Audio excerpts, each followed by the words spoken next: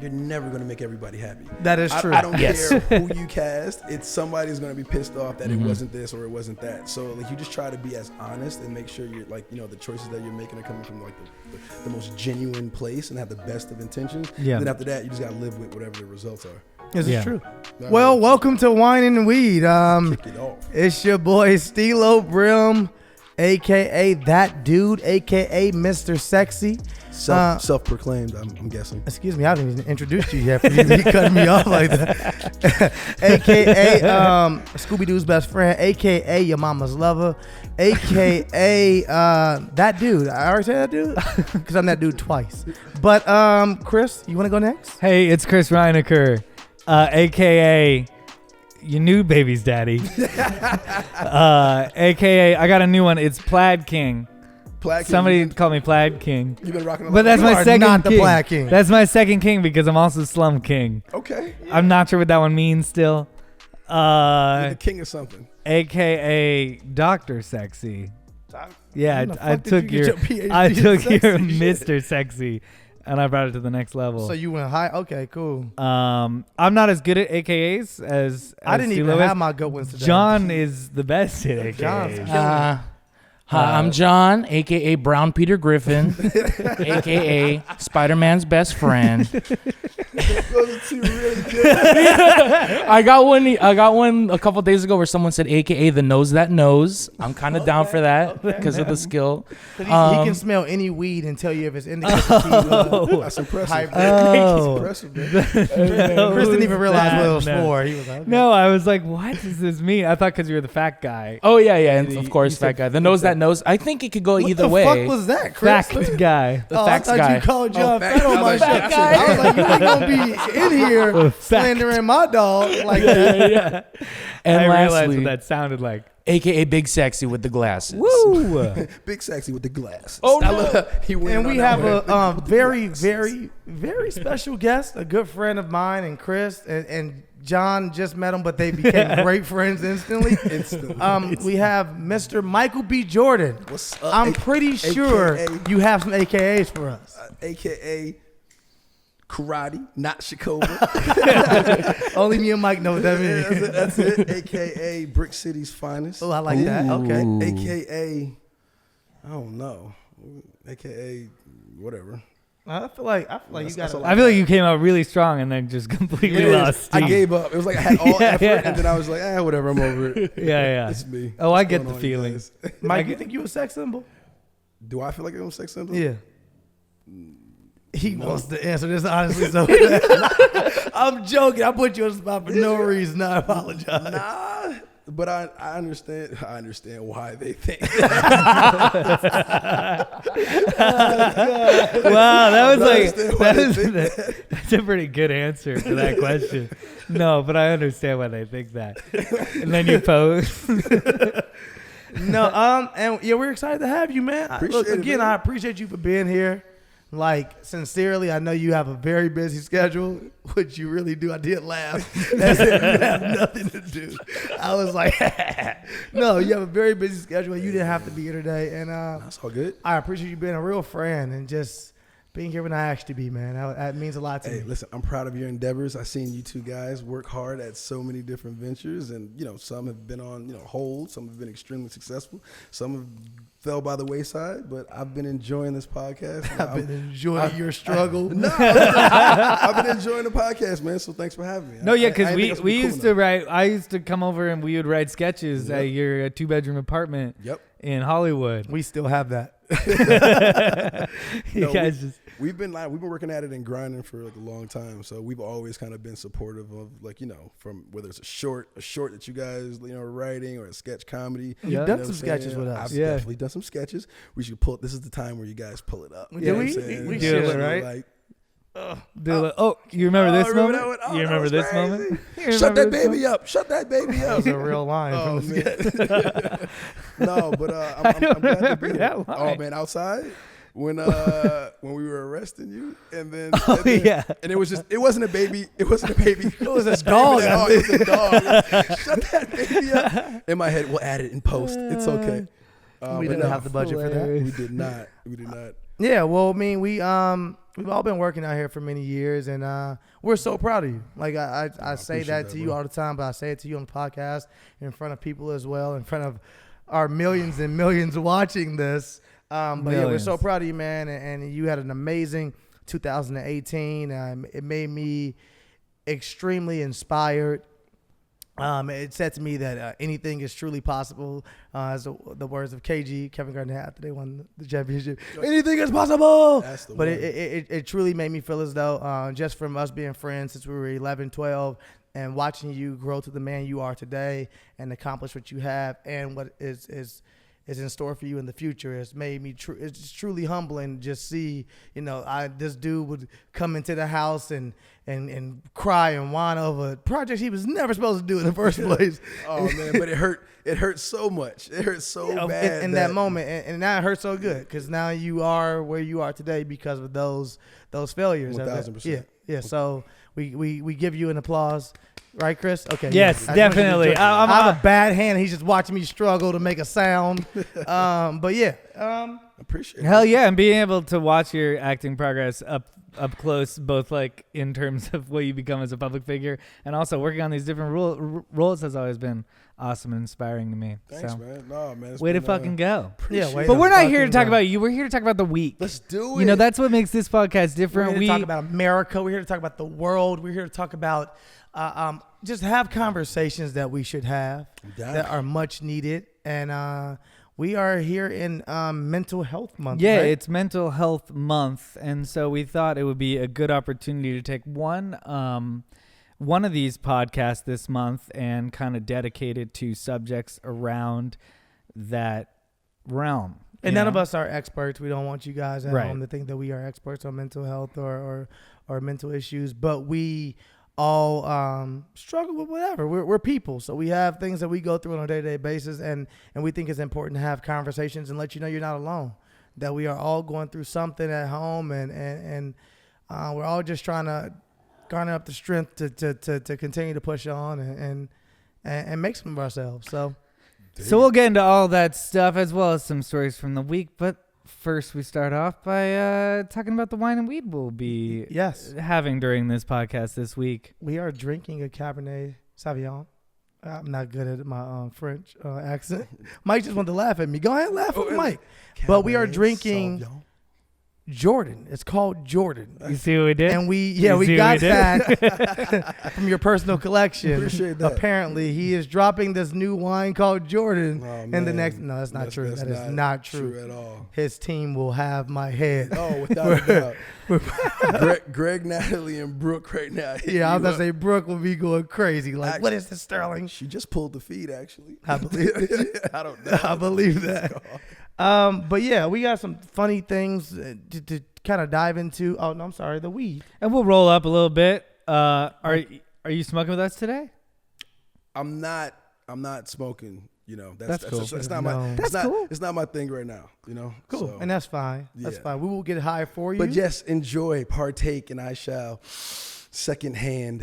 Breathe that in. Just really take it in. I will for you guys. I got you. And play along with our stupid jokes. Of course. I mean, I'll be sipping. What is this? Oh yeah, Whispering what are you sipping? that is You're- Whispering Angel.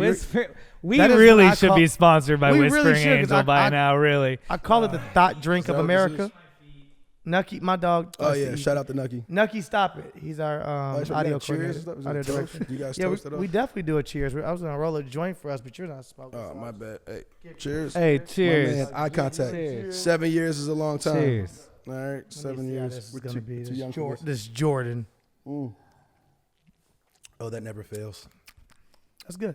One thing I want to dive into, a story that I thought was interesting, and I thought it was something light to really start the show with, was Keeping in our world light doesn't mean the same thing as everyone's world. Okay, got it. this is pretty light. Is it? California bride is combining her wedding with her aunt's open casket funeral to save money on the church. And I just think it's great. So this is Mental Health Month. Right? Yeah. Well, we'll get into that a little later. But I just wanted to get y'all perspectives on this. Like, She's combining her wedding and the funeral of her grandmother. her aunt. Yeah. So open. They made sure they wrote open casket Open funeral casket. to save It's money. really imagery. You know, it really paints the picture. Oh, she wrote a note. Do you guys want me to read the note? Of Yeah, the definitely. aunt or the bride? I want to know No, the so aunt much more Can't about write these anything details. right No, now. I'm just saying The this might have been bride- pre-planned. It might have been pre-planned. That is okay. Dear friends and family of the blank wedding, some of you may have gotten the news already. To start it off like that is hilarious. Some of you may have gotten the news already, but Aunt Karen has sadly passed away from natural causes. I don't know. This needs to be long life. like an investigation behind this. We are deeply saddened about her loss, but we can promise that we will not cancel the wedding next week. In her honor, they're smart, and this is well written. In her honor, we know she would want us to celebrate and have a day filled with love and joy. Okay. I would also like to add that the funeral costs are skyrocketing. I didn't know that. I did not know the market for funerals was really crazy right now. And we will be having an open casket session during some of the wedding processions. Feel free to stop by during the wedding and say goodbyes. She will be on display for those who wish to gain some closure. Remember, even though losing ones we love can be heartbreaking, there's also a joy in celebrating love and partnership in marriage. We are excited to see you there on Sunday. I'm sold. I'm sold too. I'm I didn't sold. You're read sold? I didn't read the note. You're so. I want to see the conversations at that wedding of like, did you try the cake? Did you? What table are you at? Have you Also- seen the dead body? Also, what if you're there for one or the other? What if you're like, I don't really know this girl that's getting married. Actually, that's but- my ex-girlfriend, but I love her aunt. Yeah, what if you're just there for the aunt's funeral? Like now you gotta fake celebrate for this person that's getting married. Oh, yeah. That's a great point. I didn't even think about that. But I think, honestly, at the end of the day, all the personal issues that everybody has, all the guest has takes a backseat to a wedding and a funeral. It's like you have the end of life and the beginning of like these two people on the journey of their life together. So it's like you can't really go. I mean, I'm sorry. No, I could famous see it last being words. beautiful.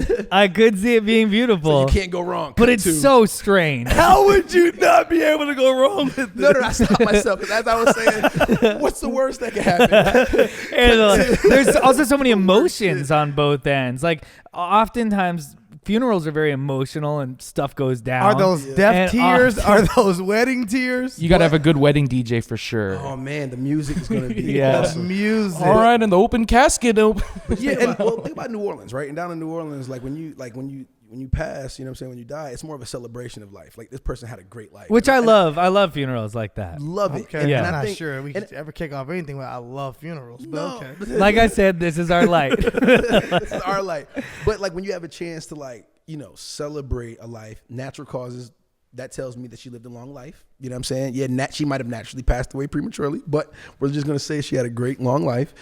And then she wasn't able to see her favorite nieces. I mean, we're going to assume that it's the favorite, her niece's But her presence wedding. will be felt. Her presence will be seen. Her presence. My question then, I have a lot of questions. So my question then is the reception. Do you have to choose going to the reception or the burial? Like how is this going to work? I'm just asking legitimate questions. They'll probably combine it. Like you can't get to the reception unless you pay your respects at the burial. I would I set it like that. I You would set should it just up like plan that. this thing out. I got it. Are would you you a not? wedding/funeral planner? It's a niche It's market. a new AKA wedding It's planner. a niche market. Bitch. Wedding. The DJ is also going to be the pastor. I'm really interested. You're totally right though. That could wind up being beautiful, and it could wind up being a complete disaster.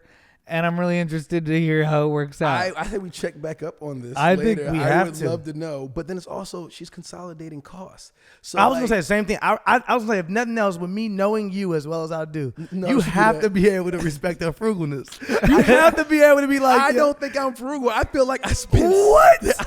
I do not put it past Mike to do something like this. Like me knowing him as well as I do. I know this always goes back to the one trip that we took to McDonald's, and every time I swipe my credit card, I look like I hope it goes through. Mike and he always looks at me like, oh my God, it's gonna go It through. doesn't matter how many movies this man does. He always tells you, he pats his pocket first of all as if all his money's there. He's always like, I don't really got it, bro. Mike is the king of I ain't got it. And he somehow, maybe it's him being a great actor, he will somehow convince you he ain't got it. Hey, listen. The news may tell you otherwise. Forbes may even tell you otherwise. And Mike will convince you don't listen to Forbes. That's bullshit. And you like, No. Forbes is kind of bullshit. Like, so I knew you could respect the frugalness if nothing else. I love people that are being smart with them. Going It's slightly good moves. dipping into the mental health pool a little bit is this new Burger King ad, which Burger Which I didn't King. see.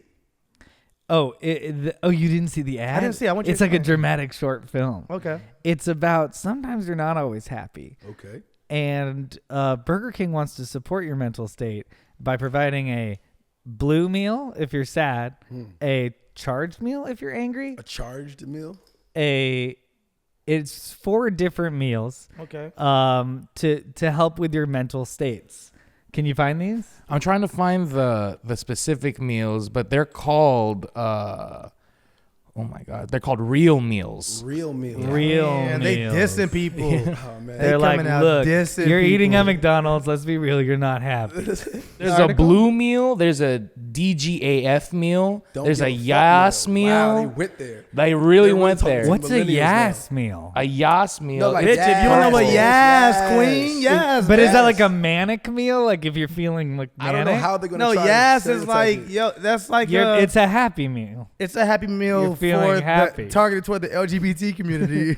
It's Yes. like, hey, yes, queen, come get this happy meal. Yas meal. cool I with don't that. really understand. I don't know. when to know Yas. That always works. I don't know. No, I mean, it depends on. First of all, whenever a company tries to get so specific at target marketing, it bothers me.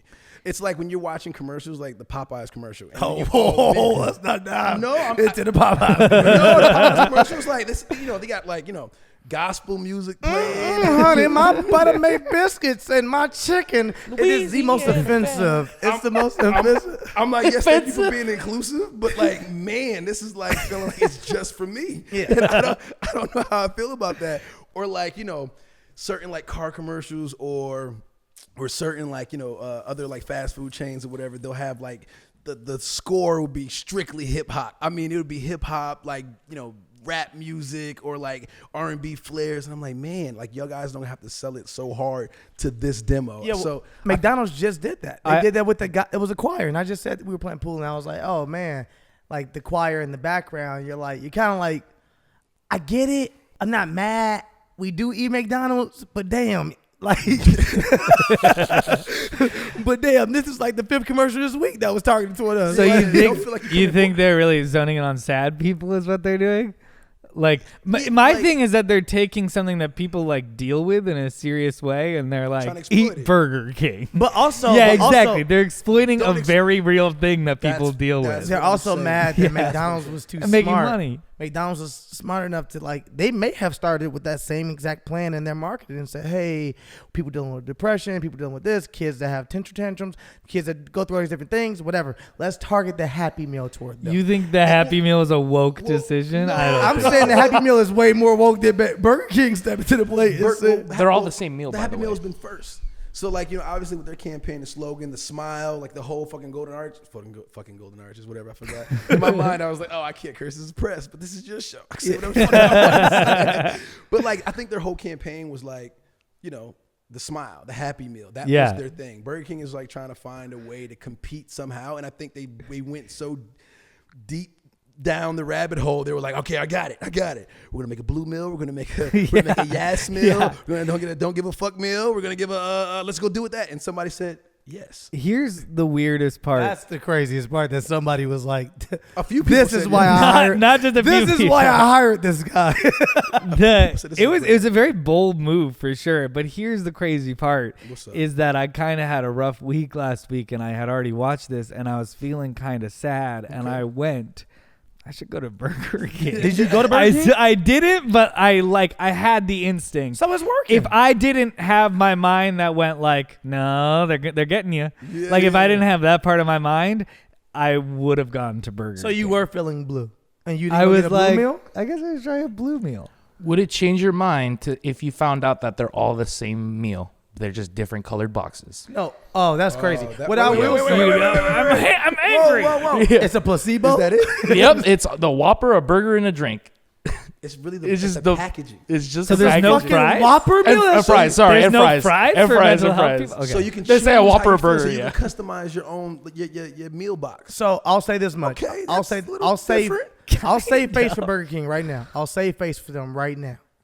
If Burger King is giving 10 to 20% to mental health, Yes. like So, again, done. Right. then you're a winner. You did a good job. Okay. And I can commend Okay. you. I can say you're a winner. So- I can Okay. say I'm feeling this. But if you are taking all the proceeds and targeting just people who are going through stuff, Burger King, this is a fucking right, L. right now, somebody's like this. Take Somebody's this like this. L. Wait, Steelo, bro. Hey, get to work, people. Get to work. Let's start finding those chairs. Yeah, that's go do it all, right but now. that was the only move Burger King could have made. by That was targeting- the best way to say it, was capitalizing on people who are going through shit. Like, Like that's what they're doing. well, 100%. and then on the flip side of that, which is why McDonald's is probably as, amazing. Not amazing, but it's amazing. It's You McDonald's. sure you don't have a deal? You try, No. You try to get that endorsement back? But the Ronald McDonald House. Yes. You know what I'm saying? Yeah. Yes. So like they have an entire, house where, terminally ill, children Yeah, and yeah. their families all Yes. taken care of and Yes. paid for are there. And I think that's amazing. I think that's awesome. What is Yeah. Burger King doing? They got a king. So he's rich What and he is ain't Burger done nothing. King I'm not doing? doing This king he be walking around with his crown and his fucking fur cape, and he ain't never tried to give nothing back to these kids. Ronald McDonald's a goddamn clown. He's a goddamn clown, which is clowns don't make shit. The Burger King is out of touch monarch. And Ronald McDonald still finds it in his heart to say, you know what, I'm not making that much. I just feel like if you bring any type of mental health issues into the fold, piggybacking off what Steelo said, you got to be able to give proceeds back to that 1,000%. Yeah.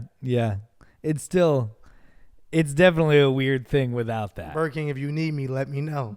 Hey man, this is what we do actually. This is actually what we This is do. what we do all This is day. actually what we really do. It's all good. We just try to help the other guy. We did. We did. will and we do and we will continue. What Until all this- you do all day is try to help Burger King? No, the other guy. Oh. Whoever the other guy is, you know what I'm saying? It's like nowadays you have so many companies and you have businesses that are just not thinking about certain things. Like the oversight in this industry is ridiculous. And they think that if you can develop inside of a bubble, inside of a vacuum, that all of a sudden you're addressing everybody's needs. Like, no, if you're a business that provides service and product to everyone, your business should be, from the inside out, should be a reflection of that market. Yeah. And if it's not that, and you got a whole bunch of people in a bubble, and that's how you get these mishaps that's been going on lately in the fashion world and throughout all different, lanes. But like that's the problem. So yeah, anyway. I'm getting mad for no reason. How the fuck would you not at least give us a new burger?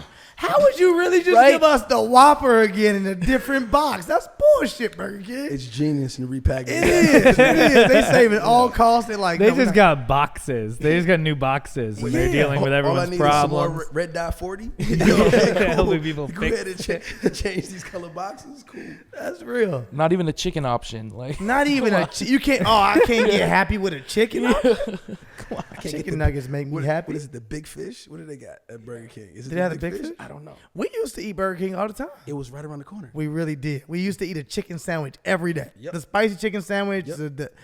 every day. I was never really a Burger King guy. I wasn't not. It's just kind of there. I worked at Carl's Jr. though in high school. You so, did? Yeah. Well, look, Okay. well, look Yeah, at you. yeah. Me and this guy tried to fill out an application for At Jack in the Jack in the Box and Box. told us that we were overqualified. True story. We were That dead is a broke- true story. Dead broke on our last dime. I'm not even making this up. No, I'm not even like trying to be crazy. I remember trying to fill out the paperwork, and his Hispanic individual who was the manager, who What does that matter? I'm about to tell you, he had his English was a little rough, and I saw him look at me like, "Hey, nigga, if I hire you, my job is gone." And I looked, I swear to God, What do you mean? because he could barely speak. We were in deep No, I in the remember. valley. I'm saying We were I deep never- in the valley, Yes, and yes. it was a community. Yes. Like the valley can get. It's a lot of Hispanics. So you felt like he I felt like he looked at me and was like, "Yo, man, I'd be shooting myself in the foot if I hire you. You about to move." Maybe I just believe in myself too much. I think- maybe I thought I'm about to take this Jack in the Box. The guy over. was like, You are- "Yeah, you're overqualified." And we really both were just under- Now I'm underqualified. washing lettuce. Next week I might be on to fries. I had a real coming to America moment. I was like, I'm gonna be on fries next week. It's crazy. I never got hired in the Valley because I couldn't speak Spanish, so that's for sure. Maybe that's what it I'm was. Filipino. I'm not. We were apologize. It's okay. It's okay. I apologize for this man. Leading me down. I didn't lead you anyway. You freestyled that one. There was no. No, it would be offensive if John was playing Dora the Explorer because he has no experience It would be. with that background. All right, we're gonna dive into something now a little deeper, a little darker, a little more real. You can always excuse yourself from the combo if you want to. But Georgia. This week has been very interesting for the state of Georgia. Yeah, it has. Can we all agree on that? I missed it. What's going on? Oh. There's a lot going I've on. been in a bubble. I'm sorry. The abortion laws have changed in the state of Georgia. Okay. 2. Women are not allowed to get abortions anymore after week 6. Which is like because it has heartbeat. It bill. has a heartbeat. Okay. It's a heartbeat. So Georgia has now changed the law that you cannot get an abortion after week 6. John, can you put up all the facts? No, man. But on top of that, if you miscarry after 6 weeks, you can be facing second-degree murder. If you miscarry, Swear to God. naturally, This is a real. is that a fact? Is that a fact? I don't completely understand that. Look part it up. of It's an actual fact. So if the You could be facing 30 years in prison. So if they determine, if a jury finds you the fact that you miscarried and you didn't do everything in your power to like maybe, or you were living irresponsibly or whatever it may have been for the well-being Second-degree of the murder. babies, that's wild shit. You can be facing 30 years. That's- Also, if you, But not, also, if you not leave- if you just have a natural miscarriage. can you give me all the facts, John? I don't know. I want to speak on like, it. how do they determine? Yeah. I don't have all the facts. Also, if you cannot leave the state, if you leave the state to get an abortion, they find out, you can be prosecuted for that as well. So you residents of Georgia, right? Residents of Georgia. They're making it very, very difficult for anybody to have an abortion. Also, like after 6 weeks, that's like one period missed. So like most women don't even know they're most pregnant. women at don't 6 even know weeks. they're pregnant at 6 weeks. That's scary. Wow, That's the super scariest scary. part. That's a slippery slope. As It is far a slippery as like a woman's freedom to make a decision about her own body. You know what I'm saying? Yeah. We don't know the terms in which she became pregnant. You know what I'm saying? Like there's a lot of people that come pregnant not willingly. Yeah. So what if against her will, that's something that she didn't want, And I or think whatever. we it all- may There's have a been, famous you know what I mean? But, case that's being discussed about an 11-year-old who was raped, and now it's illegal for them to not keep the baby. Yeah. wow. And I think we Shit all like kind of all live in the same. Fall on the same pro-choicey side. Where we're just like, hey, that's that woman's right. That's her body. That's her body, I think that she has the right to make a decision. And I don't think Georgia or any state has the right to come in and say, hey, after 6 weeks, we're going to. Say that you can't make a decision based. I don't even think we got to talk about this too long because it's just like. Yeah, I mean, that's pretty self-explanatory. Well, one thing that's interesting is that Georgia? we film so much stuff in Georgia, right? And so some production companies are pulling out and saying we won't film in Georgia. Was that some kind of weird fucking pun? Because I didn't like it, Chris. What? Oh, are It's actually- pulling oh, out. man, I see what you did there. sorry. I shouldn't have done didn't. that. I should have just I see what kept you it did. moving. And I saw that he didn't mean it. But that's I know. But I As like soon as he it. said it, I was like, that's a fucking joke. It's a I good can't say it, guys. But I feel like no, but think about this. So should you pull out in Georgia? I'm so sorry. Well, TNT sorry. after was inside the NBA. They weirdly at the last playoff game, Ernie went over to the board and he was like, "This is our last day in the studio." Now, the way he first said it, he made me feel as though they are not going to record in Atlanta anymore.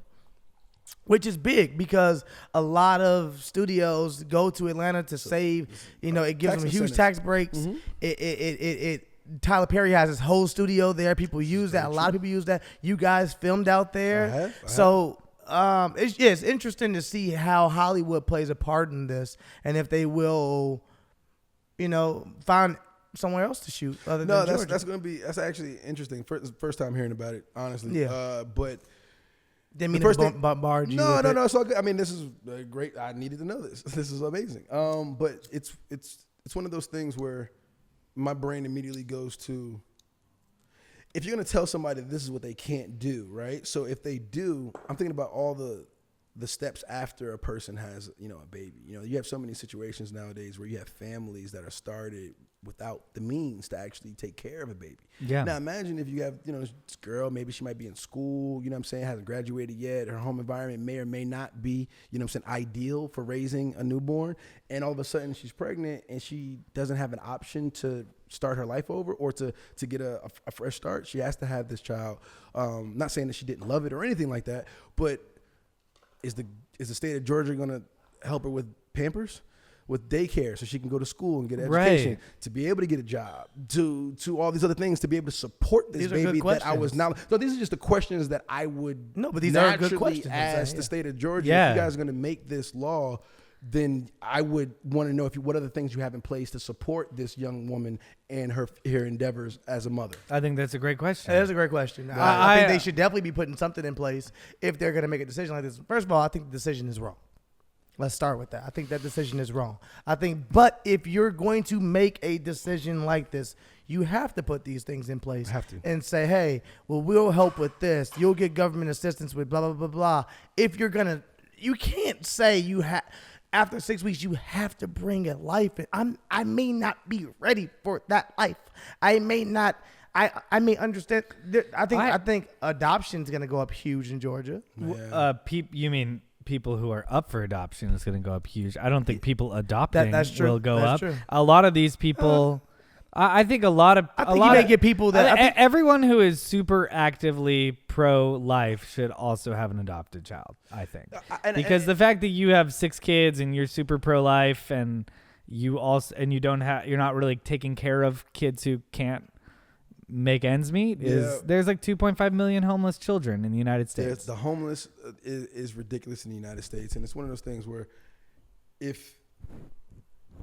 then the qualifications for adoption need to go up as well, because a lot of people are adopting kids. Not a lot of people. I say there are some, and a lot are people who adopt just for the financial benefit.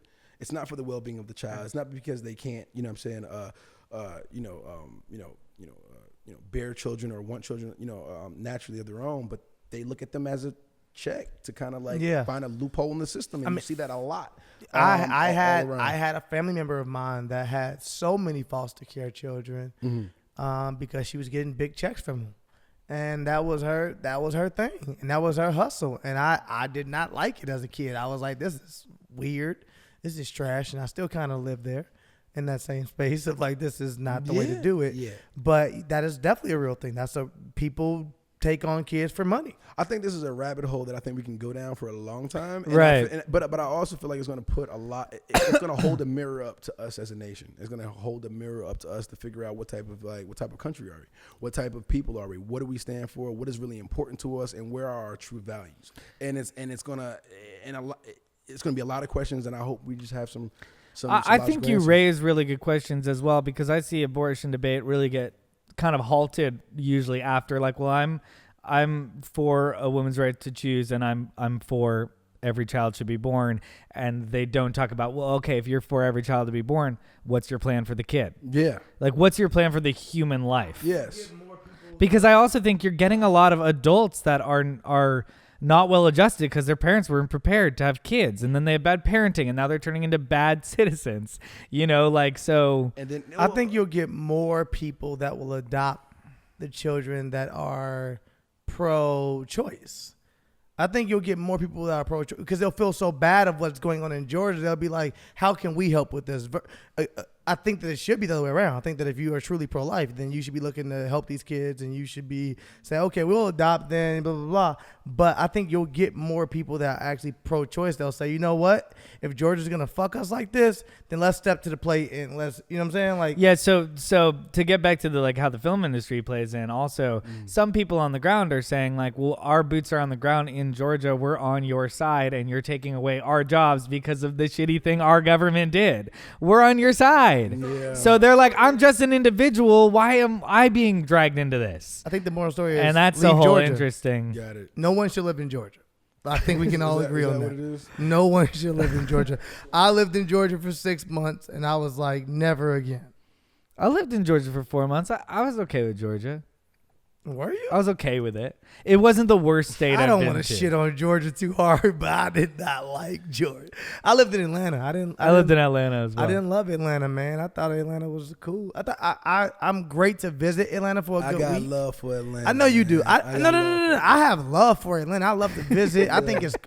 I love to visit. No, I love to visit. Don't Atlanta. lose your Georgia endorsement deal. No, I'm not. I love how everything goes to It's back in endorsement deals for you. Added my own post effects. No, but yeah, that's interesting. I did not know that about Georgia. Facts. Well, I mean, it's strange. Well, it's similar to like, think about North Carolina and what they went through with All-Star Weekend. You know what I'm saying? And the fact that all the NBA sponsorship pulled out. They didn't want to have it in there because they wouldn't allow, I think it was about same-sex, was it bathrooms? Was it the law? Was it? I think it was the law on bathrooms being right? passed. I want to say Yeah, it's I about think the so bathrooms. too. And everybody stood together. And Yeah. All-Star Weekend was not there. That's crazy. That year. And that does something, and that makes change happen. Oh, because that's not the case anymore, and we had All-Star Weekend there last. Yeah. This past All-Star. Also, professional athletes made Martin Luther King Day happen in Utah. They said, "Well, we're not going to play." Yeah. And then Utah started acknowledging Martin Luther King Day. And that's what happens with solidarity. You know what I'm saying? Yeah. With unifying, when you stick together and you're able to really stand behind each other for a cause, you can really see some real change. The next thing is that Steve Harvey this week said that rich people don't sleep.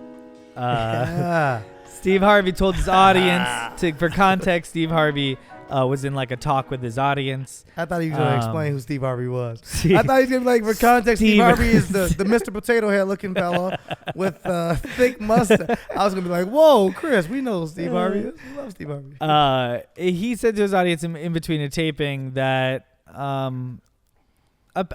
basically like stop sleeping.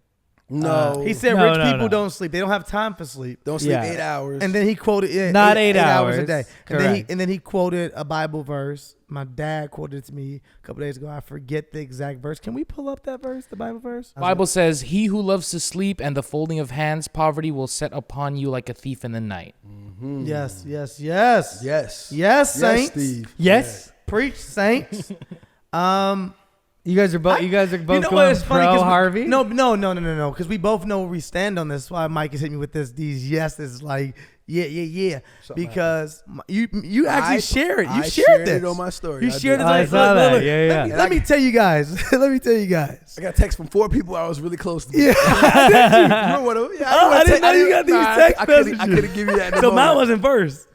Yours is the second. That's why I was, Because that's you why I was already fed up with me. Yeah, That text you was already fed up with me. So Mike posts on his story. And Mike is not like Mike uses Instagram. He uses Instagram, but he doesn't just post stuff. He's just not like I just post to post. So if Mike posts something, Mike must have really liked this post. Yeah. So Mike posted this on his story, and it was the actual clip of Steve Harvey has said the link, and you click the post, and you got to see it. Mm-hmm. And I'd already seen it before. I saw it earlier in the week.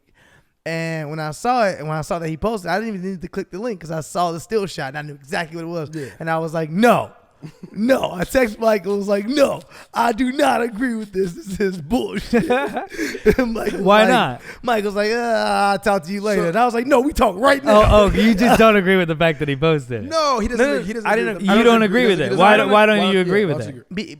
Because I think that's an unhealthy thing to preach. I think that, number one, you're setting people up by, I truly believe, and I heard someone say this earlier, but I truly believe health is wealth.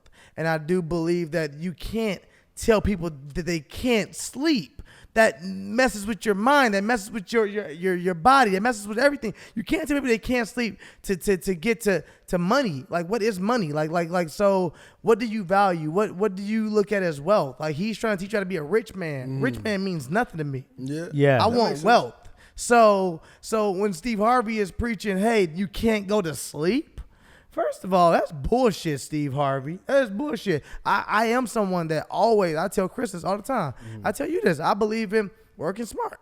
Working smarter, not harder. So when I see people, when I used to A&R and I used to work in music, I promise you I would be at the studio minimum every night till 5 a.m. And I thought that meant I was, where's the money? I'm supposed to have money. I'm doing everything they told me to do, the hard work shit. Yeah. Where's my money at? I'm not making any money. And I continue to tell myself, well, keep working hard, which I still believe to this day. But I also believe working smart is way better than working hard. If I can not stress myself like over nothing, like if I can not stress my actual body to try to be in 7 spots in a day, that's craziness. Yeah, no, I get that. And I think I think everything within moderation. You know what I'm saying? So I definitely believe that. But if you didn't go through that time in your life when you were working at A&R and of like working hard and feeling like you had to put those hours in the gym, in the gym. I got you, yeah. If you put those hours in the studio and be around your craft, how could you have the work ethic that you have now and have the mind to know that I want to work a little bit less or I could work smarter and not as hard? I feel like what Steve was trying to say when he was like, you know, because so many people are lazy nowadays. We're in a society People now. have always been lazy. No, but people are not. Nowadays, you have your phone. We're in a culture where nobody really works hard. They have instant success. They could do a video right now that goes viral, and the next week and they're famous, and they have money, and they get money for posts, and they can survive off that. So it's like, I think we live in a society nowadays where hard work is lost. Hard work is from the generation of a Steve Harvey. So I feel like when he's saying like, yo, you can't sleep, when the rich don't sleep, I think that's an extreme statement. But I think it is to wake people up to be like, y'all gotta start working harder. You guys can't be smoking weed, sitting around the house, not doing nothing. Whoa! Well, I didn't think you were a podcast to start. Did this become about wait. We're still working. Oh, deja vu right now. Oh, really? Deja vu right now. Okay, and probably deja vu when you just said that too. Bro. That's so wild.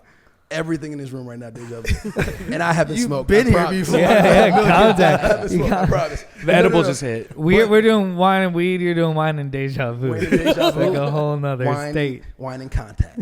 No, it's like, but I feel like when I first saw it, when I saw the clip and Kevin Hart had posted it, so I watched it. And Kevin Hart works his ass off too. That's why he posts. My God, Michael B. Jordan, you work your ass off. That's why I identify with it. Yeah. So like for me, when I saw it, I was like, damn, somebody else gets it. Because my mentality, the way I work is like, yo, I'm gonna put the hours in. I like feeling like I have an edge over people because I feel like I work harder than everybody else. While everybody else is asleep, I'm up here working on an idea. I'm fleshing out a treatment. I'm working on trying to find inspiration for my next whatever. But if you're not getting sleep, you're cuckoo. No. Oh, I'm a little crazy. Don't Yeah, get me you wrong. are. But I'm willing to sacrifice this time right now. Like I'm not saying I'm gonna do that forever. Nah. Yeah. I can see a think means that's to better an end. articulated though. To be like, I'm stretching this right now, or do it in moderation. We only got a minute To clip say that online. rich people don't sleep, like sleeping, rest, meditation, focus. All That's that. part of the process. The full package. And but my point is like when, you know, all our platforms we're kind of handcuffed to a minute, and like a lot of our, you know, clips and quotes and stuff that we take is usually out of context. If you would have played, you know, 10 minutes before that statement, maybe 5 minutes after, we might have got a full situation of what he was trying to say, but we didn't. We just got that one clip, and that one clip identified with me, and I guarantee you a lot of people at home might have identified with that as well. I'm not saying it didn't identify with me. I agree. I'm saying old me would have ate that shit up and been like, fuck yeah, Steve Harvey. And you would have gone out and you would have been productive. You'd have worked your ass off. I'm still productive. No, I know. But like, but to the point, I still feel like. The way he said I know was like, yeah. But you're not. Okay. As my best friend, you're not living up to your full potential. My full potential? But I'm not neither. Like know what that means. Nobody in this room has their foot all the way on the gas. Yeah. Okay. Nobody in here could be like, I'm giving 100% every day. Nobody. You know what? You know what's weird for me? I get tell what you're everyone- saying. So you're just saying it's a piece of motivation to get people going. I think, and I agree with you, but I think a lot of people got mad because it was like, fuck you, Steve Harvey. You don't know about my life.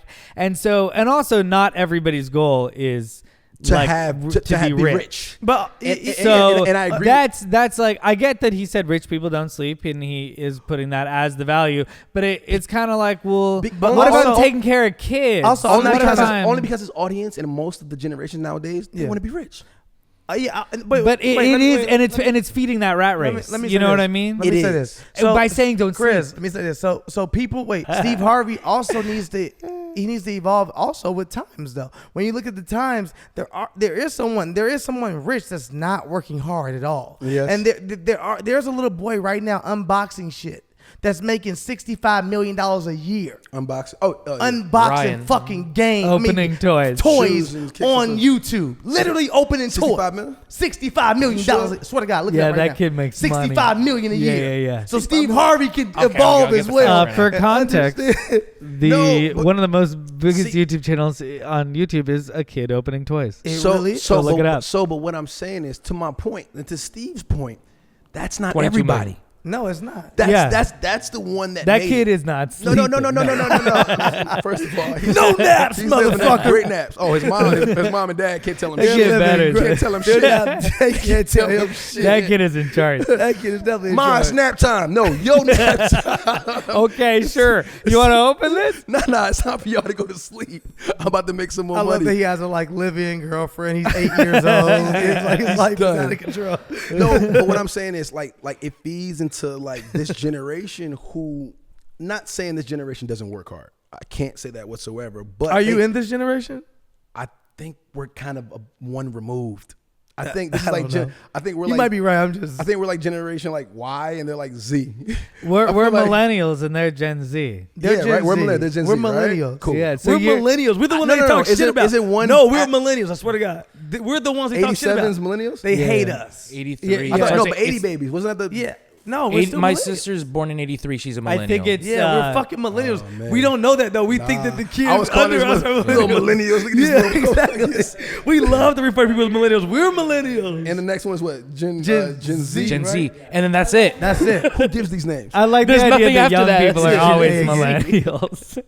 No, Like we can be in 60 years and we'll be like the millennials nowadays. these millennials out here running things. Fucking millennials. No, well, I rely on Gen Z to save the planet then, because like I feel like You're we're- relying on Gen Z to do something? because I feel like we have to set the You are- example. You guys, True. I like Gen They're like Z. 2 years old right now. What are you joking. talking Gen about? Z is strong. I think Hey, Gen Gen Z. Z attack. Are you a No, Gen Z? I'm a millennial. You're You're a a millennial. millennial. Yeah. But Gen Z is strong as shit, number one. But Gen Z is way too woke.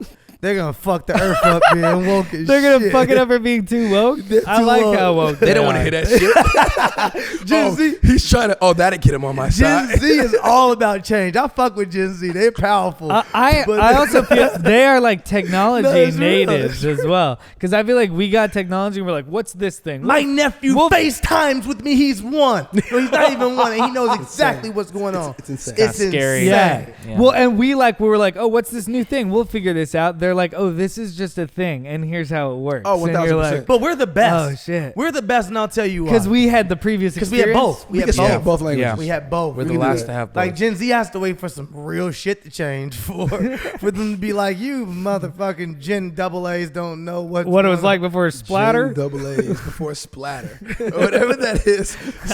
So I was like, Oh, is that their new? Is that new their porn? new social media? Is that new Pornhub? Yeah. their new social media. Sounds Hey. like, sounds like new Who Pornhub to knows? me. It's No, but like literally, I feel like getting back to the topic, I feel like the notion behind working hard, not sleeping, is like the extreme version of like, yo, I don't sleep, I work hard.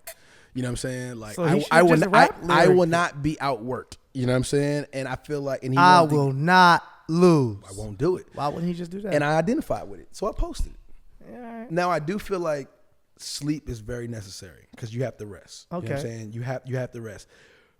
Meditation. Time for Do you think you sleep enough? Nope. Nah. Okay.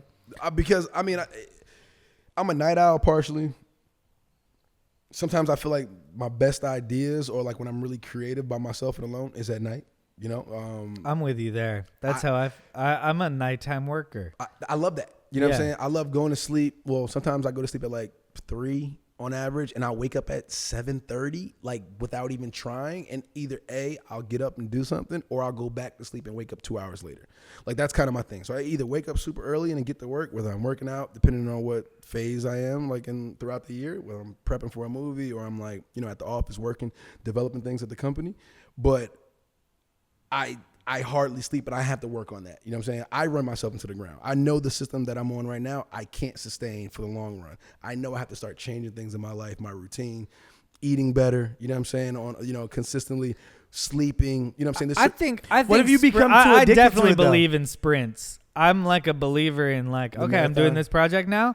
I'm all about it. I'm completely 1000%. locked in. I'm barely getting any sleep, but we're doing it for this because I love this. I want this made. Exactly. You know, But what like, if you and get I'll too do addicted to every that element. lifestyle, or it becomes a norm for I you? think it burns What you if out. you're I think you never- hit burnout, and I don't think a lot of people talk about burnout enough. Actually, And like, shit, man, look, I've burnt out, to be perfectly honest. Like, I've had moments where I'm like, I got to step away.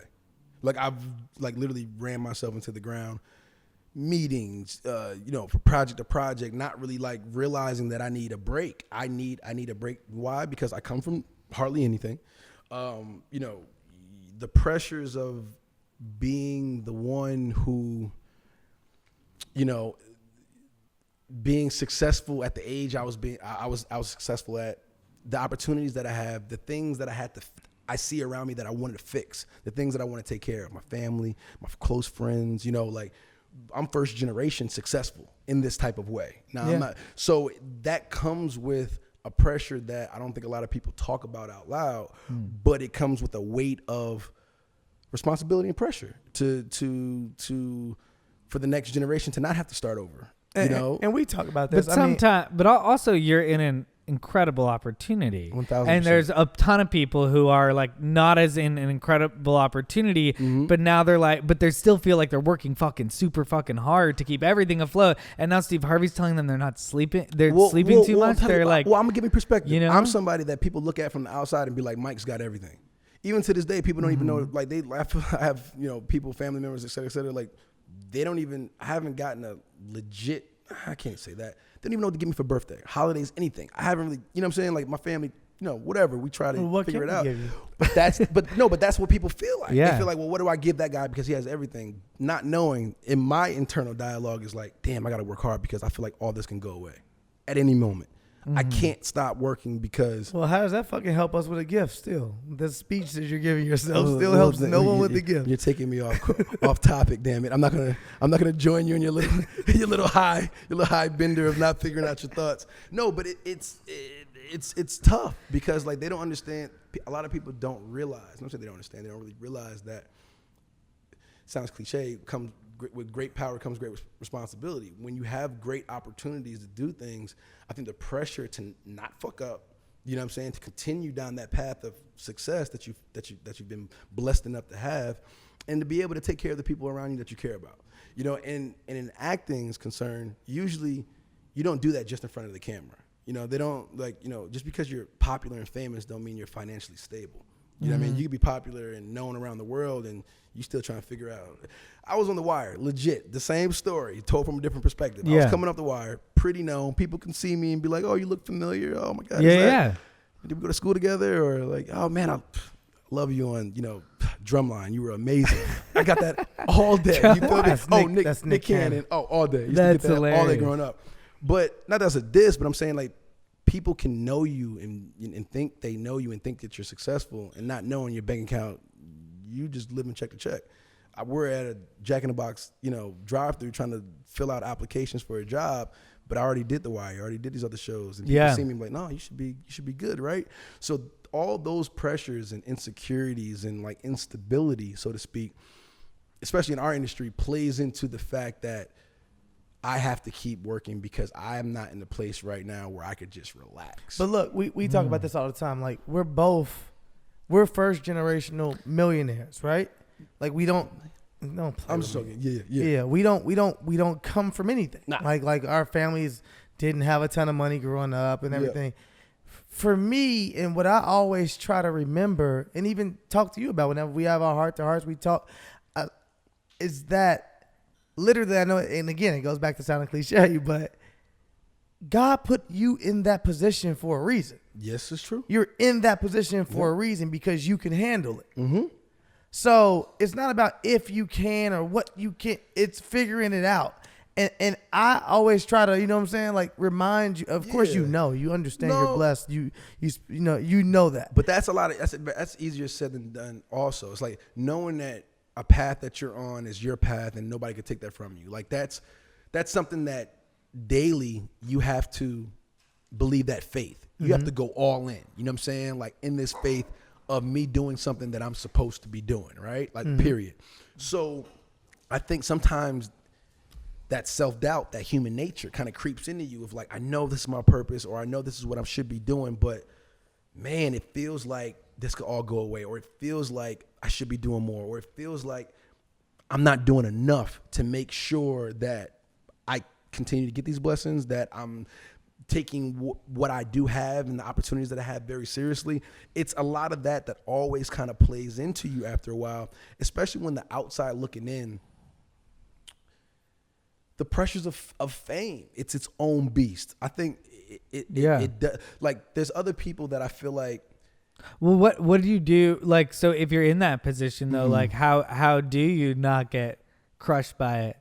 Like that feels like a lot of anxiety, right? I feel like, because you're like, I'm not making it, but I kind of did, and I could, and like how do you deal with that, or what are like strategies if we're talking about mental health and stuff? Because you're like, that is a tough position, but is Steve Harvey's advice correct? Like, don't sleep and just work as hard as you fucking can. I feel like Steve Harvey's advice, I took it for what I needed to take it as. Yeah. And I feel like I got from it, I was motivated by it. Yeah. You know what I'm saying? And I feel like if you listen to that the right way and not literal, like, oh, I can't sleep tonight at all. I'm not going to sleep for 4 days because Steve Harvey said sleep is... Or feel like shit in the morning because you got 8 hours and you're like, fuck, I guess I'm not working. No, you're going to feel like shit some days. You know why? Like, we're going to work all day one day, and we're going to have a turnaround that's not ideal. It's not 8 hours of sleep, and you have to get up in the morning and do it all over again. But I think that's fine. I think the person knows that. I think more do that, they? Yeah, I think more that the person that was sensitive was the single mom that's working 2 jobs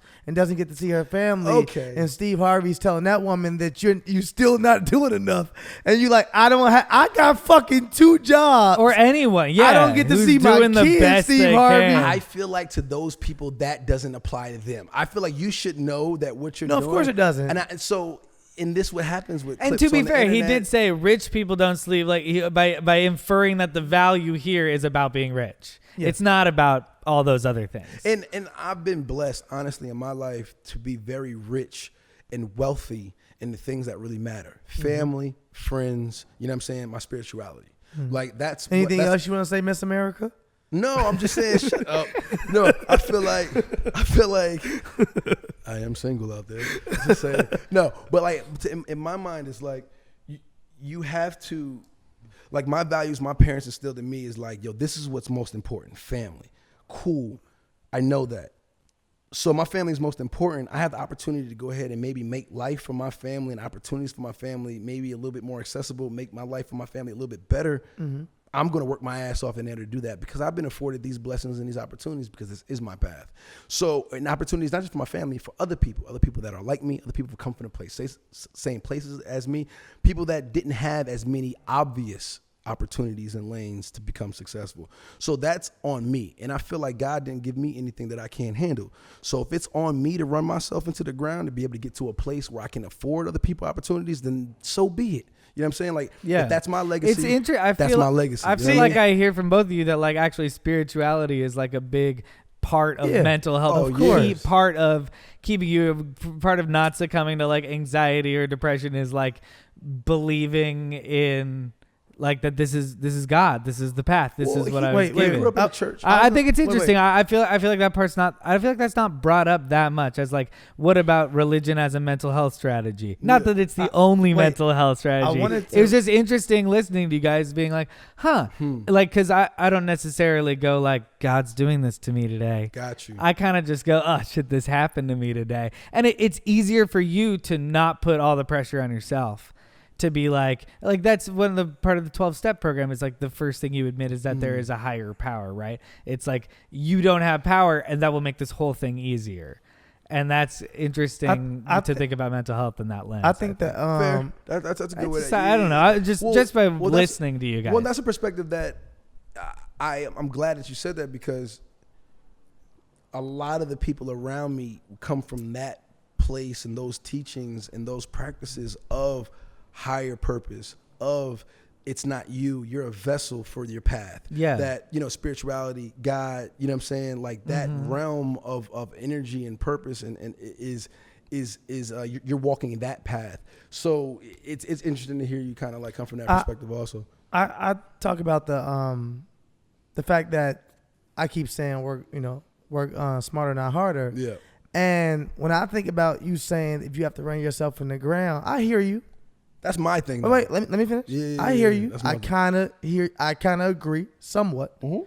But then the other part of me is like, another way to do that is you simply put the people around you in positions. So then your work, if they actually have the skills to do it, not just because, Yeah, I understand that. but put the people around you in positions that they can work for themselves, to give them their own, so that you're not saying, let me work my ass off so much that I can give you something. 1,000%. I would rather put you in a position so you can make your own. 1,000%. I would rather take that off my shoulders and say, you know what, now I'm in a high enough position that I can help out this person, or I can help out this person. I trust that you can actually do this job, so I'm going to make sure that I put you in that position to do that job. So now it's not just constantly you working yourself in the ground because you're trying to do everything for everybody else. You do what you can for yourself. That's my whole thing, is I'm okay with you working harder or you not having sleep if you can handle it. And that's the point. That's a great point. And I think it took me time to realize that. But that's life, right? You grow. And you think you have one idea about something, and you go through life and you go through certain experiences and you realize that may not be all of it. So I have to evolve and grow and realize that, okay, cool, I don't have to do it all on my own. I can empower the people around me to help, to help me along my line, but also maybe help them figure out what their purpose is and what they want to do also. Yeah. And that's something that took time to learn, but I think my perspective on it, and it's always kind of been this way, is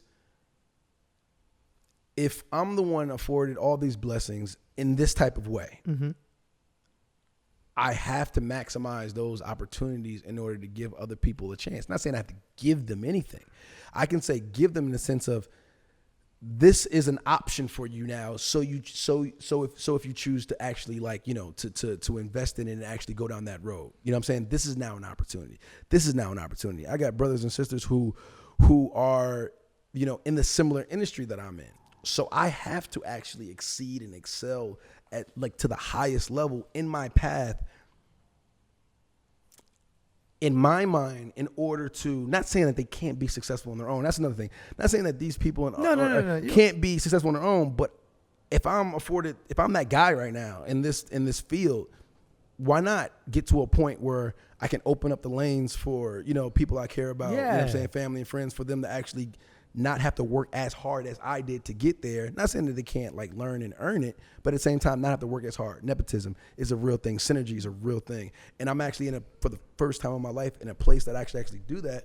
I'm gonna take advantage of it, and I'm gonna work my ass off to get there. Well, it's the right thing to do. You're also putting those people in those positions because they're qualified. 1,000%. It's not just you saying, "Hey, my little brother, I just need him to do something. Y'all figure it out." It's like, no, I know what my little brother's capable of. I know he's got to tap into that.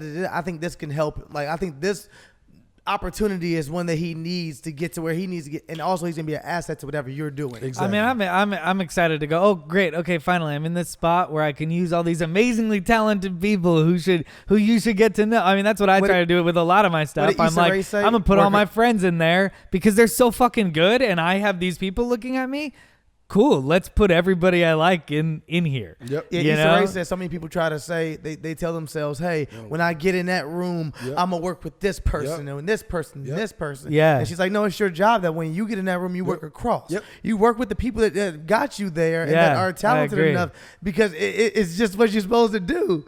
And so many people don't do that. They tell themselves. Also, hopefully you've been surrounding yourself. But it's also with okay the most to talented aspire. people. Exactly. It's also okay to aspire to work with people. Have to. But you definitely should look at what's around you, because there's so many opportunities for other people around you. And that's what I always try to tell people is I got two brothers. I got a sister. I was so happy that I learned at an early time in my success how to say no. No is a word that people don't like to talk about when you have something. But you have to learn to say no. And it's not a bad no. It's a good no. It's a no that protects you, but also a no that says to whoever your loved one is, I can't give you that easy. It doesn't come that easy. So the no I'm telling you is for you to go work harder. I'll give you the yes when you're supposed to have the yes. And people don't realize that. People think that once you get on, it's your duty. Everybody's supposed to be getting on. It's your duty. Like No. I work to get here. So I want you to also put in the groundwork. And guess what? When you do, I want to put my brother on. I want to put my sister on. I want to do this. And my mom, I tell her no to early. Like, you learn those things as you grow with success. Mm-hmm. And now my family knows that, like, we're very aligned spiritually, and even through, like, my family comes to me if they need me because they've done everything they can. And I'm like, yeah, of course I invest in you. I invest in my family. I love my family. I want you to succeed. If my sister needs something and I can help with it, I'm gonna help with it. Goddamn right. If I honestly believe in her too, I'll tell her if I don't believe in that shit. I'm like, actually, no, I don't know what this is. But if my brother needs something and I can help with it, I'm gonna help with it. And I think that's our job. But also protecting what you've worked for as well is very important. And people don't talk about that. I'm also interested, like, partially because it's Mental Health Month. You know what I mean? Yeah. How I feel like that, like, what are the strategies you imply on a day-to-day level, right? You're doing creative things. Yes. You're a business person. Yes. You are choosing what choices to make, who to hire. You're doing a whole bunch of work. So just in your own head, how do you deal with it as a man? I think for me, it's always, I grew up in meditation. Like, I grew up in, like, a spiritual environment with my family and, like, the church that I grew up in and, like, the people that I had around me who always, meditation was the norm. That was something that, as a kid you hated to do because you had to sit still, what I'm saying, where you listen outside, kids having fun, playing around, and you got to sit there and stare at a glass of water, you know what I'm saying, or a spot on the wall and try to clear your thoughts, like that was the earliest stages of me just, like, getting introduced to, like, meditation. I feel like you introduced it to me. That's great. Did I? That's great as a kid. Not like you never introduced it. You didn't say this is meditation, this is how I do it. But I feel like your family was the first family that I saw. I heard about meditation, but your family was the first family I saw use meditation. And they were like, I meditate for this. And I was like, and in my head, I didn't know anything at the time. So I think I'm young. I was probably 13, 14 when I knew that. But when I hear meditation, I thought, are they Buddhist? I didn't know what meditation meant. You picture somebody, like, sitting cross-legged. Yeah, I didn't know that you could just meditate by just sitting and just relaxing and breathing. I learned it. Then in school we end up taking meditation classes, which was, like, interesting. You did in high school? Yeah, high school. That's a progressive school. That's a progressive school. That's a progressive childhood, guys. too. Shout out to Whitney Young. Whitney Young, dog. He's a dolphin. I am Whitney a Young. Is that what they do? No, nobody did that in school ever. Who knows? I just made it If I could see bleachers of doing that. No, but meditation was a real thing. That's kind of what it was, and it allowed you to kind of, like, take whatever things you had going on in your day, in your life at the moment, and consolidate it. You know what I'm saying? And focus on the things that you want to have happen. The thing about meditation and being very spiritual is trying to be in line with the universe, with vibrations, with what's going on in the outside world. So it's like, for me, learning how to send my energy off into the world to accomplish the things that I want to see happen. So when I step out there, when I leave my home, when I step out into the world, it's already working. You know what I'm saying? My energy is already out there laying the groundwork for me to just to walk in. And then when I get there, a lot of the work's already been done for me because I already sat there, I meditated on it, I put it out on the universe. I imposed my will on the universe.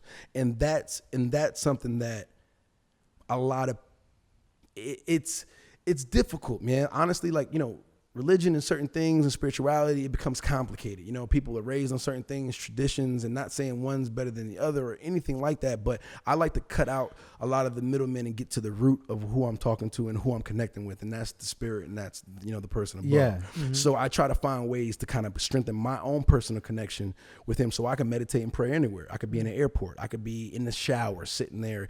I sit down with the water running over me, and I sit down and I meditate. It's actually a pretty good sound.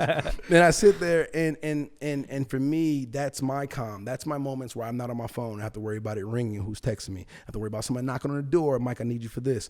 No, that's my time. And I sit down there and I focus on it. And I think that helps me in business situations. It helps me with negotiations. It helps me with building companies and producing. Producing is what? Connecting the dots, connecting people, connecting projects and ideas and making them work into one thing. So that means you have to convince or You have to get people, individuals, to all believe and buy into one dream. You know what I'm saying? And feel like it's beneficial for them. Honestly and genuinely. It's not manipulation. It's not like maliciously trying to take advantage of anything. It's imposing your will and with the greatest of intent to see something through to the finish line. And that's something that I've always kind of focused on from a young age, and I feel like it helped me out a lot in my industry and personally. So and as your best friend, I can tell when you need to meditate. Man, you saw me put it. I can tell when you need to meditate. Like I'll tell you, like, breathe. Like I'll tell you, go like, hey man, you need, because I know you enough now over the years with you that I'm like, yo, I know what you need. Like you need to go talk to your auntie. You need to. Yes. You need Is it ever tough to keep it up? Yes. Of Like, course. do you do it every day? Do you go, I know this is the right thing to do, but I don't really do it? Or is it like a habit you put into place? It's something that honestly, at 32 years old, it's still something that I feel bad when I don't do it. Like something that I think about every day, and you just don't do it. Or you don't do it as often as you're supposed to. Right. Or you find yourself doing it when you're in times of need. Or only praying and meditating when things are really rough, or you think you need to get out of a jam. You know what I mean? So I think, and then you stay on the straight and narrow for X amount of however long. Then you're like, all right, well, I did enough, right? I should gotta have enough good currency out there in the world where I can afford to maybe not do it every day. I'm pretty fucking present people right try now. to tell Exactly. people try to. I tell can you, run on this presence for 3 months. But you have to actually I'm getting to the place in my life as a grown man where it has to be a part of my daily routine every day, and I'm working towards that. And I'm human. We don't do everything that we're supposed to do all the time. Yeah. But I plan on getting there. But it's also Cool. time, and people try and tell, whether it's God, whether it's universe, whether it's the spirit, whatever, try to tell it when it's supposed to act. And they try to tell God when it's supposed to move. I believe in seasons, and I believe in preparation. I believe in you being prepared for your season. If you're not prepared when your season arrives, then God will find someone else to thrive in your season. So it's about being prepared and constantly being prepared. So it's constantly praying to God when you don't even need anything, and praying to a spirit when you don't even need anything, or to the universe when you don't need anything. It's you being prepared at all times for your season, and when it comes, to act on it. Yeah. Like we my whole thing was, I'm gonna go to the studio, I'm gonna work my ass off, I'm gonna do this, I'm gonna do that, and hopefully I'm doing what I'm supposed to. And with me working in music and doing everything I'm supposed to do, when the randomness and the job of ridiculousness came, I knew it was my season. I'm like, I don't know why it's being brought to me. Yeah. I told you the whole time, I don't want to be on TV. I don't want to be on TV. I don't want to be on TV. I never want to be on TV. Yeah, this is frustrating. Sounds like John. Sounds like Jon Snow. No. I don't want to be. He was like, I don't want it. Spoiler alert! You literally learned during that time. You were like, yeah, no, I'm like A&R, I'm doing music, and then like within 4 weeks, you got asked to be the co-host of the show. You got on Fantasy Factory, and you were also, you want to be the voice of a dog in my cartoon. Oh yeah, on Nickelodeon. God, so you had season. 3 television shows. I was ready to go. I told God I'm ready to go. Do it. That was a hell of a season. And you have to be prepared for it, and you have to take advantage of those opportunities when they come. You know what I'm saying? Yeah. And that was something that he definitely did. And like it's been amazing. Even though I do feel like his calling is in front of the camera, I feel like he should like. Same. I can't wait for him like to actually, drop that fear. Yeah. But it's okay. It's gonna happen. I'm gonna do stand up soon. He's been saying that for. No, I swear to God, my we're, brother. We're really doing My it brother Frank hit me today randomly, Uh-huh. and I don't know where it came from. I felt it was a spirit talking to me. I swear to God. Uh-huh. I said to him earlier. Frank hit me and just said, "Hey, you gotta do stand up soon."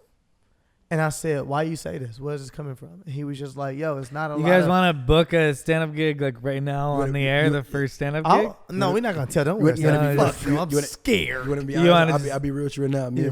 Frank was over at the crib last night and we was talking about it. I don't count no more. Look, if it came from Mike, I don't want I'll it. send an email right now. We both collectively feel that way. And he did. Yeah, I mean, I felt this way. It's my fear. It's my one fear in life. Because I know I'll kill it. I don't mean to. First of all, the crowd is gonna be so one-sided. All of his friends are gonna pack that joint out. No, So I would never let my friends come to my first show. I will be there. Mike, I feel like you wouldn't laugh on purpose. I want to fight you after the show. It just Wouldn't laugh. Mike would be like, I've heard Actually, I'm around him all the time. I I've think heard the jokes if I had all my friends come, I'd be like, this shit isn't real. I would be like, 100%. fuck this shit. I'd be like, no, give me strangers. Give me fucking strangers. That's real shit though. No, it is. I've been in that position where I was in an improv competition where like cut down every week, and I was like, but my friends are coming to all these fucking shows, and I was like, I'm in the top 6. I was like, nobody fucking come this week. I want to make sure I can do this on my. And then I was like, and then I got in, and then I was like, you guys come back. You guys are now. And then I won the show. Okay, as you Yeah. should. Yeah, no, I know I need to. I know I'm gonna do it. Okay, guys. cool. Yeah. Yeah, You heard it. we can move on. You heard it here, like 57th. He's been saying it so much. Oh, Well, shit! Don't it's call me out. so- They don't know that about me. What? I Why never would- talked to them about my improv. I mean, my fucking stand-up fears. Oh, is that them out there? That's There them out they there. are. They're There they are. everywhere. They're fucking- Yeah, I'm gonna do it. Fuck it. Yeah, I'm gonna do it.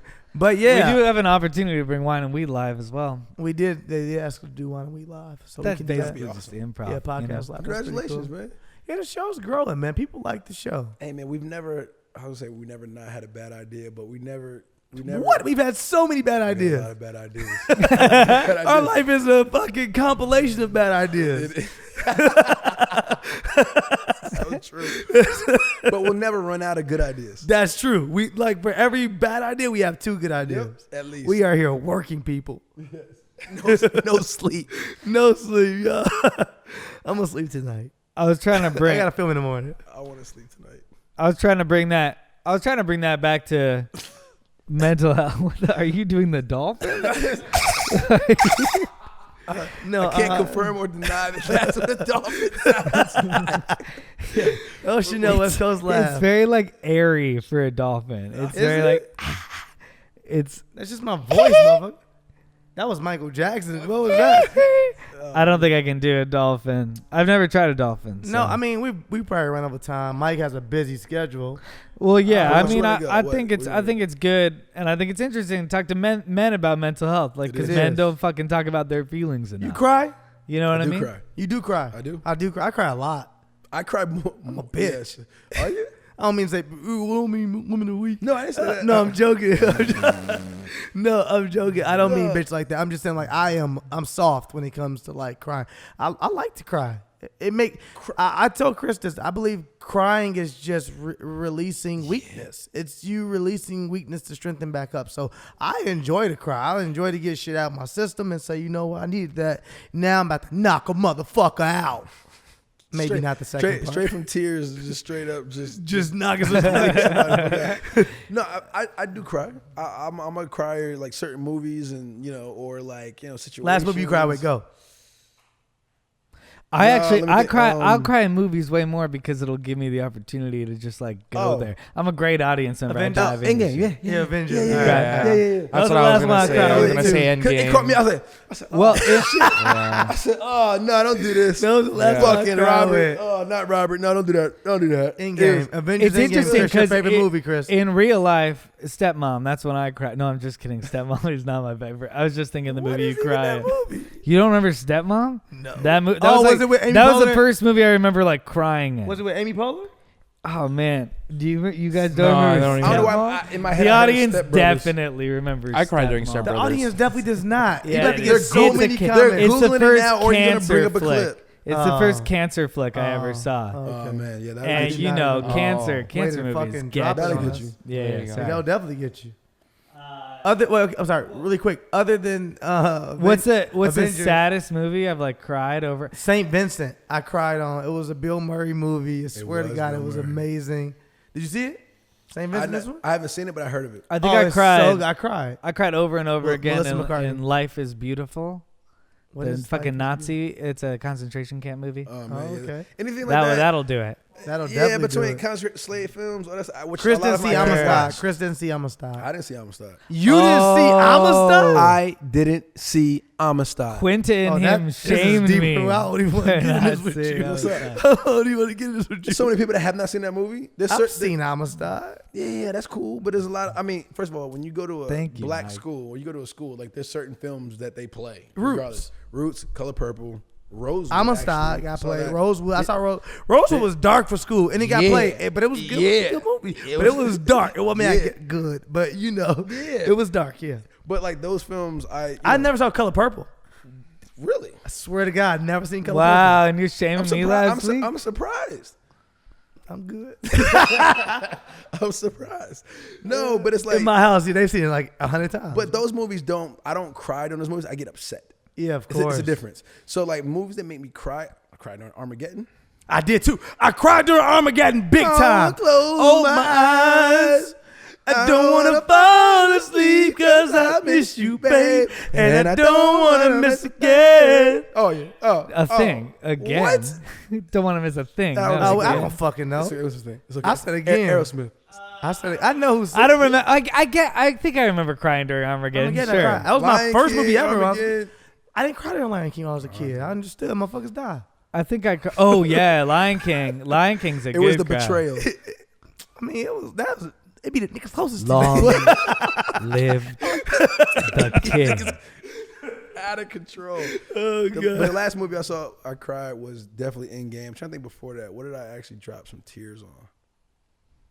I can't remember. I cried during Instant Family with Mark Wahlberg. It's a movie have about no idea. adoption. Very specific. It's a movie about adoption. I can came see out- that getting you. I cried, boy. I was like, kids, you got these kids.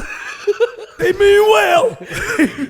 Sterling loves kids, Man, man. I'm gonna be a great dad, man. Swear to God, I'm gonna be a fucking. They mean well. I cried. If y'all have not seen Instant Family, see Instant Family. It was a great movie. I Really? also cried. You're highly recommending It's Instant 92 Family. on Rotten Tomatoes. That's a great What? story. Thank Oh. you. So y'all want to talk shit? I have just seen this billboard and never heard anything about it. I did not know it was like a It's like 92 a on tearjerker. Rotten Tomatoes. So man. there's a lot. Okay, just segue. As an actor, when you these movies and these roles that you actually play, there's a huge weight that sticks with you. It's the baggage. They're saying the baggage of a character, depending on how Yeah. dark it is, depending on how like away from your own personality it is, depends on how into the role, how much you want to actually become that character. It holds a certain weight. And you also see like mental problems happen with actors all the time who aren't able to leave roles. 1,000%. I mean, the guy, even How the do young you- kid from Game of so- Thrones. Yeah. The one who played the young king. Joffrey. Yeah. Yeah, he's not acting no more. He said he's Oh, done yeah. because Wow, I he didn't know couldn't that. get out of that, like from the weight of that character after a while. Really? He said he's Wow. good. that character was dark. Oh, he was dark. very. People probably hated him. Yeah. The probably cyberbullying that he went through, and imagine like all like the. Do you think it's internet that, or people- do you think It's everything. it's an element also of like taking on the character and not being able to leave it behind, stuff think, like that? I think it's everything right now. I think it's a mixture of depending on how committed you are to the role versus how much the public is on your side or not. If you play a role where everybody hates you, that means you're doing an amazing job. But That's I'm pretty true. sure as a human, Walter as a White's personal being, wife. I wanted to kill her. Not for real, but I was like, Tyler. man, Yeah, Tariq yeah, from yeah. Power.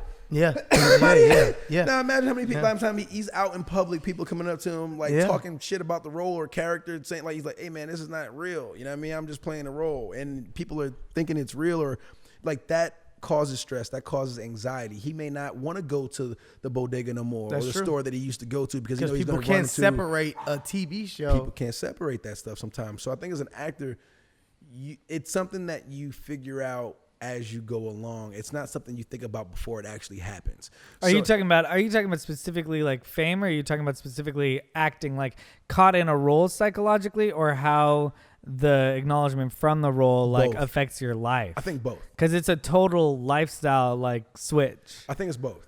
Yeah. I think there's people that can't they can't make the difference between I'm an actor and this is a role and this isn't real. As kids, I would see people come reality. to you in hardball and be, why you join that gang? Why you let G Baby die? It's your fault. And you like, what?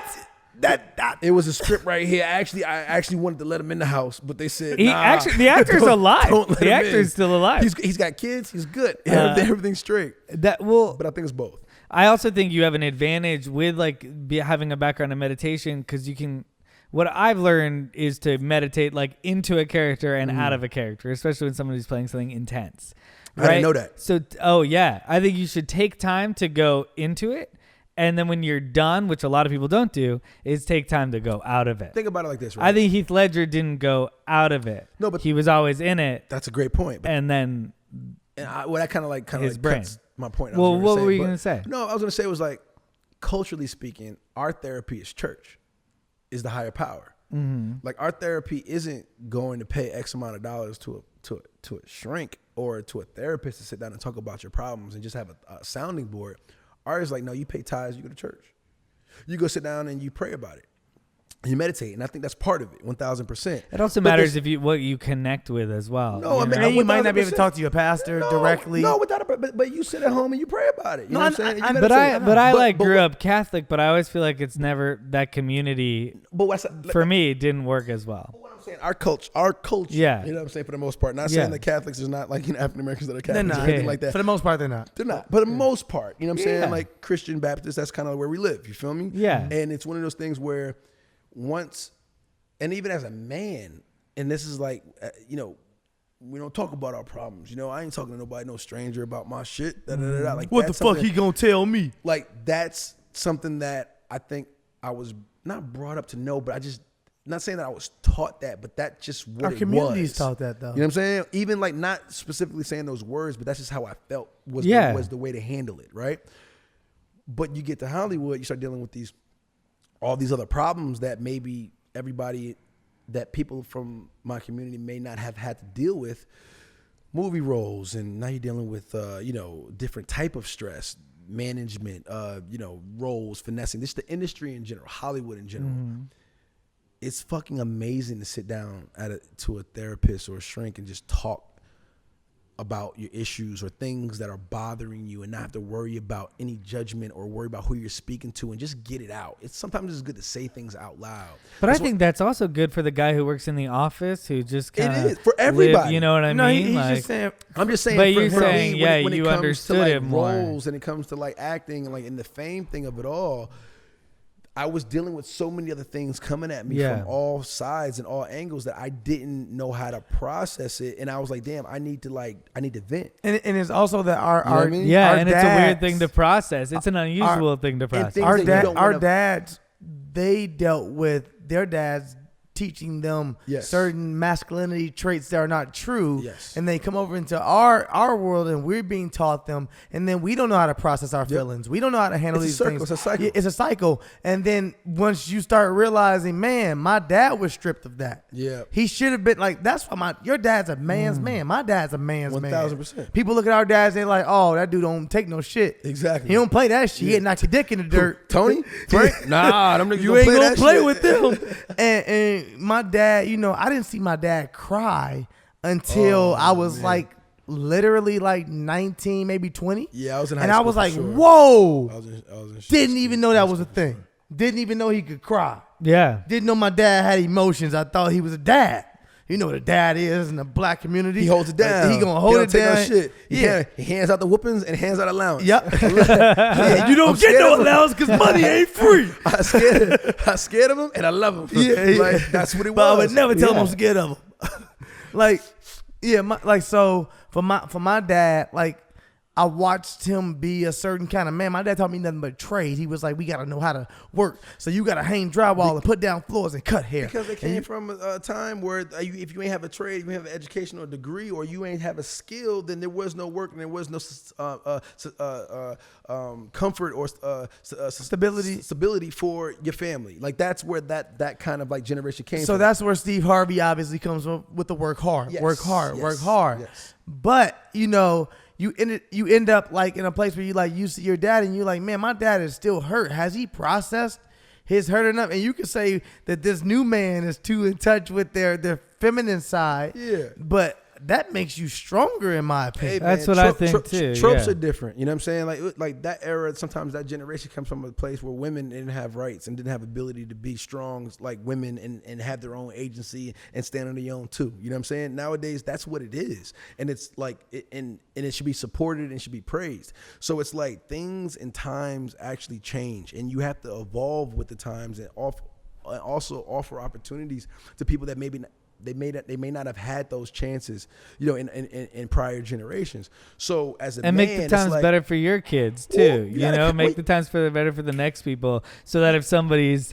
in this place where they're being raised like that and they just need to fucking talk to somebody every once in a while, you got to compromise, or bro. Cry, like they shouldn't feel weird about it. As a man, No. it's okay to cry. As a man, it's You okay know? to admit that you're wrong. As a man, it's okay to, like, you know, find middle ground and compromise with your woman. Yeah. It's okay to really be 50-50 in that shit. To be 50-50 when you should be 50-50, and when it's 80-20, you know it's 80-20.